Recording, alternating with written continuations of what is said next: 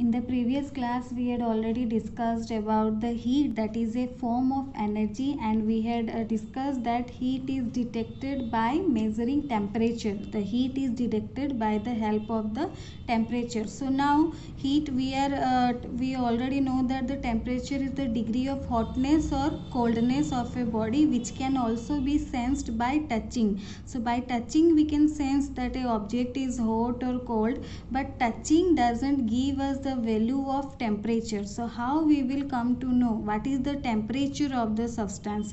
We are knowing that the temperature is high, that is why it is called hot. If the temperature is low, that object is called cold. So what is the exact value of the temperature? To measure that we need scale.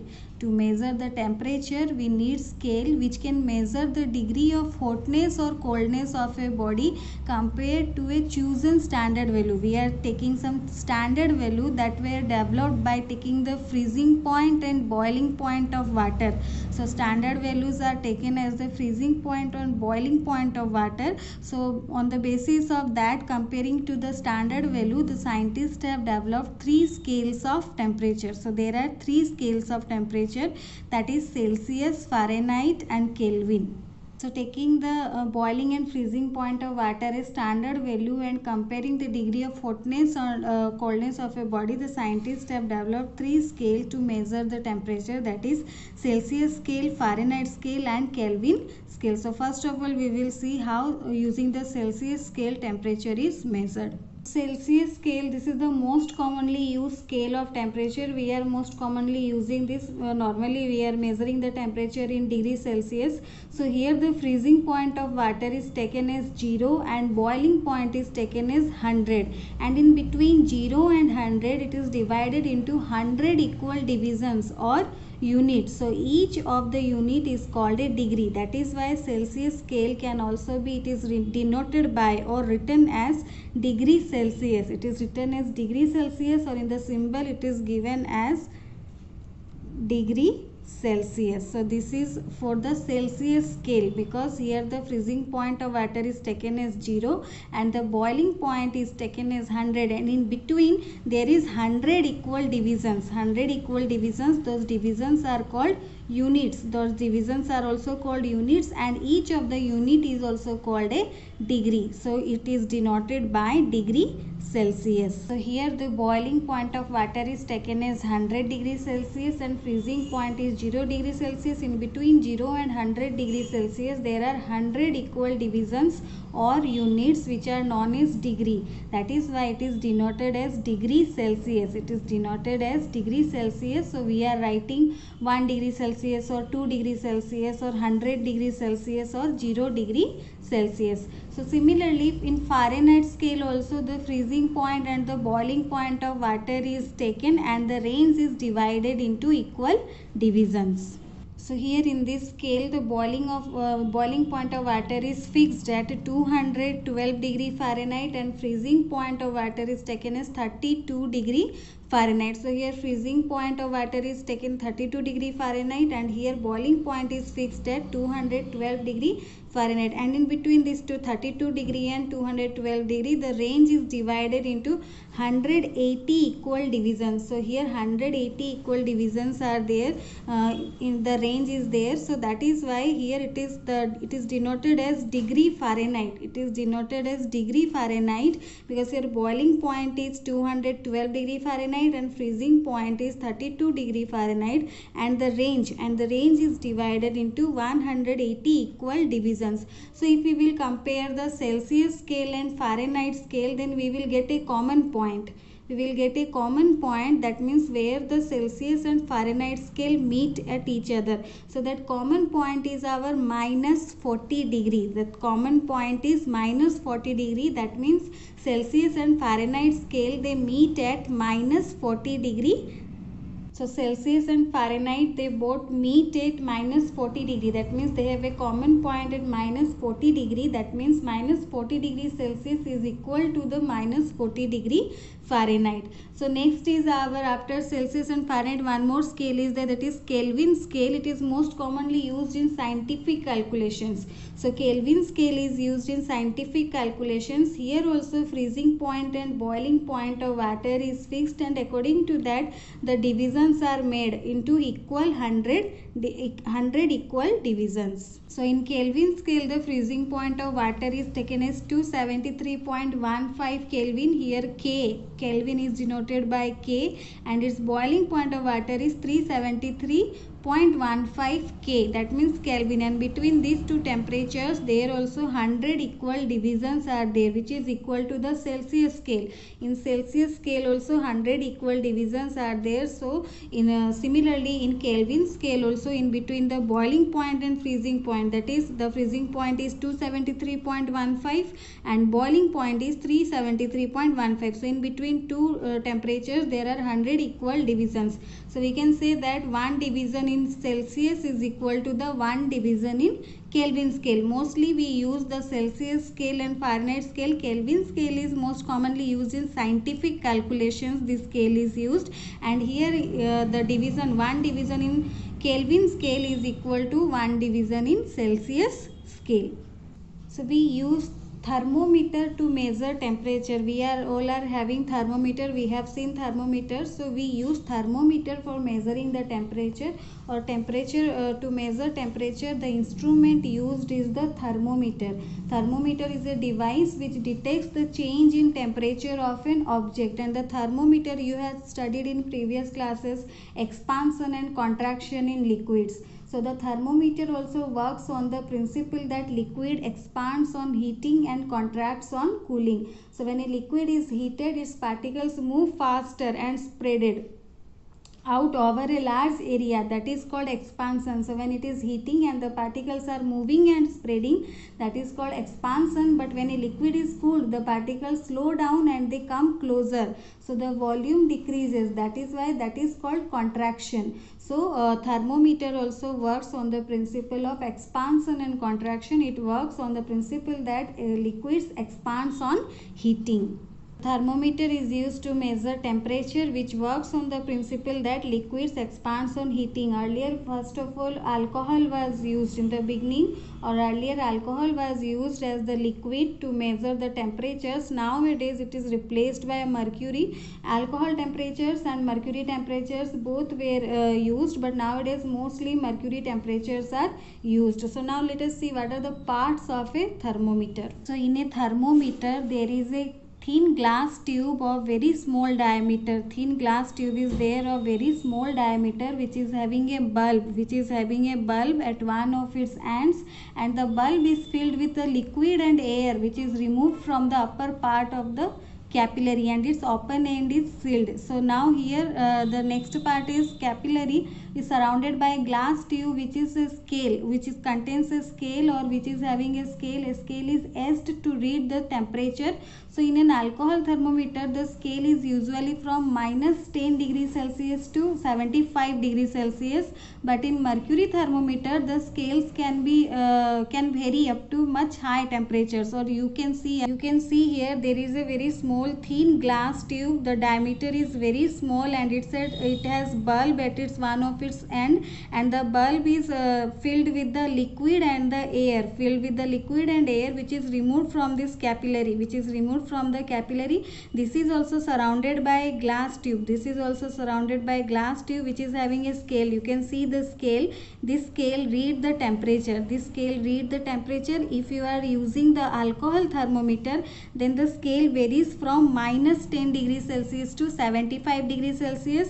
But in case of mercury thermometer, if we are using mercury instead of alcohol, then the scale can vary up to higher temperatures, much higher temperature. So this is, you can see, a thermometer which is having a thin glass tube of very small diameter, a bulb which is filled with liquid and air, and another glass tube capillary surrounded by another glass tube which is having a scale to read the temperature. So here when the bulb of the thermometer comes in contact with the object at higher temperature, the liquid expands. The liquid in the bulb expands and rises. Here you might have seen, you might have seen how the reading is taken in using a thermometer. So the liquid expands and it rises up in the capillary, and we can measure from the scale. So the level of the liquid is read on the scale and it gives the temperature reading. So here when the bulb is coming in contact, if the object is having higher temperature, then the liquid in the bulb, it will expands and it will rises up in the capillary, giving the reading, or we can read the temperature on the scale. Mostly we are having two types of thermometer, laboratory thermometer and clinical thermometer. So now we will see one by one how it is used. So this type of thermometer that is used in laboratory, the laboratory thermometer name itself indicating that it is used in laboratory, and it is filled with either alcohol or mercury. So here the range varies from minus 25 degrees Celsius to 350 degrees Celsius. It can measure high temperature. So minus 25 degrees Celsius to 350 degrees Celsius. But while using the thermometer, the bulb should be dipped completely into the liquid. When we are measuring something, the bulb should be dipped completely. Then when we use thermometer in a lab, we should follow some instructions so that we can get the proper reading. Like never hold the thermometer from its bulb. We should not hold the bulb. We should keep the thermometer vertical, and when we are measuring something, when we are measuring the temperature of a liquid, then dip the bulb completely into the liquid. When you are measuring something, so you should dip the bulb completely in that liquid so that we can get the accurate temperature of the liquid. Then the bulb or the stem, which is also known as stem, the bulb or the stem of the thermometer should not touch the walls or base of the container. You want to measure the temperature of the liquid, so you will dip the bulb into the liquid, don't touch the bulb into the container. So take the temperature reading without moving the thermometer out of the container. So when it is dipped only, that time also we can take the temperature reading. And when you are taking the reading, your eyes should be at the same level as mercury line. How the mercury rises, eyes should be at the same level, and at least we should take 2-3 recordings to avoid inaccuracy. Like here you can see how the temperature is dipped in the liquid, how the thermometer is dipped in the liquid, but it doesn't touch the base of the containers. It is dipped in the liquid. So from here only you can measure. You can see the mercury line rising and you can measure the temperature. You can take the reading. So you can take at least 2 to 3 readings to avoid inaccuracy. Then you can find the least count of the thermometer. So now how to find the least count of the thermometer? Least count means it is the temperature reading that represented by one division on its scale. So we can calculate the least count of a thermometer. Very simple steps we can have.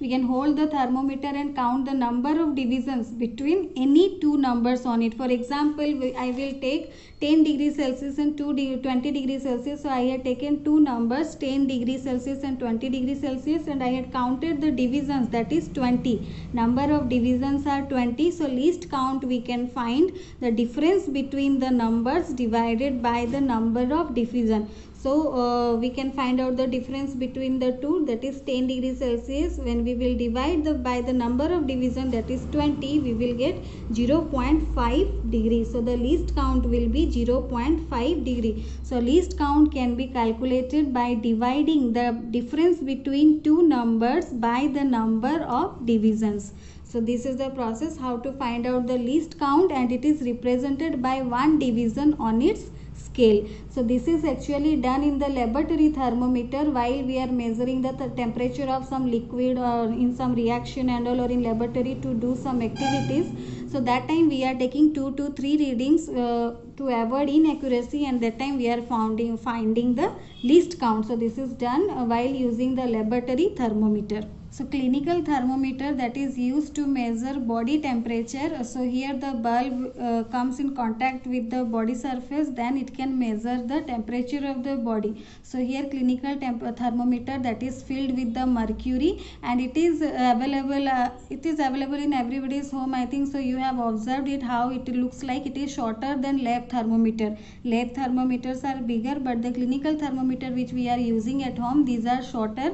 So these are shorter than the laboratory thermometers. And there is a small band, you have seen in your thermometer. There is a small band where the bulb ends, that is called kink, and this kink is very important. Because of the kink only, when the temperature reading is over, mercury level doesn't go down or it doesn't fall. So kink is there, a small band where the bulb ends. And then you have seen, you observe the level of the mercury in the thermometer. If it is high, the level of the mercury is high, then rinse the thermometer or give jerks, 2 to 3 jerks to the thermometer, so that the mercury level will come down. After that, keep the thermometer gently under your tongue and close the mouth. Otherwise you can keep an armpit also. Then wait for 45 seconds. After that, when you will remove the thermometer, you can get the temperature reading.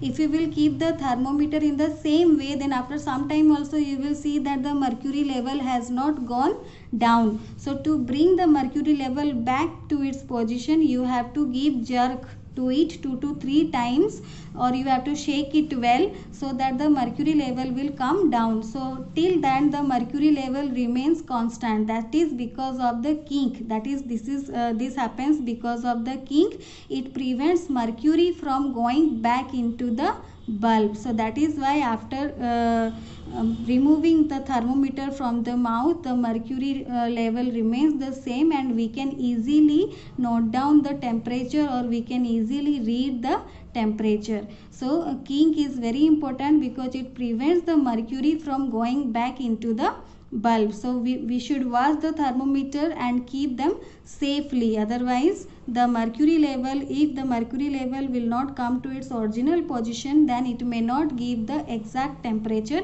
reading. So that is why we are using the laboratory thermometer in the lab, and clinical thermometer mostly we are using to measure our body temperature. And you can measure your body temperature. For a normal healthy person, the body temperature is 37 degrees Celsius. In degree Celsius scale, it is 37 degrees Celsius or 98.4 degree Fahrenheit. If your body temperature is higher than this amount, then you are having fever. Normal is 37 degrees Celsius or 98.4 degree Fahrenheit. If you are having high temperature, then you are having, a person is said to have fever. So along with this, read the book Different Types of Scale and Thermometers. So next class we will study how the heat is transferred.